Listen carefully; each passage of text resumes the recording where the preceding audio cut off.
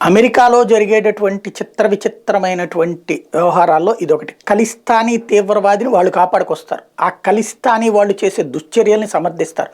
ఒకప్పుడు పాకిస్తానీ తీవ్రవాదుల్ని ఇట్లాగే మోసారు. ఇప్పుడు ఖలిస్తానీ తీవ్రవాదులను అట్లాగే మోస్తుంది. మానవ పౌర హక్కుల పేరుతో భారత్ని నాశనం చేయాలని కుట్రలు పన్నేటువంటి వెధవల్ని కాపాడటం అన్నది అమెరికాకి, యూరప్ దేశాలకి ప్యాషన్ అయిపోయింది అనడానికి సాక్ష్యం తాజాగా జరిగినటువంటి ఉదంతో. అమెరికాలోని కాలిఫోర్నియా రాష్ట్రంలో ప్రముఖ హిందూ ఆలయం గోడల మీద అభ్యంతరకర రాతలు కనిపించిన కలకలం రేకెత్తించింది. ఇది విద్వేషంతో చేసిన నేరంగా భావిస్తూ పోలీసులు దర్యాప్తు ప్రారంభించారు. నెవార్క్ నగరంలో ప్రఖ్యాత స్వామినారాయణ మందిర్ గోడల మీద రాతల గురించి ఫిర్యాదు అందాక పోలీసులు ఆలయ వర్గాలతో మాట్లాడారు. ఇవి తమను బెదిరించడానికి ఉద్దేశించేవని ఆ వర్గాలు పేర్కొన్నాయి.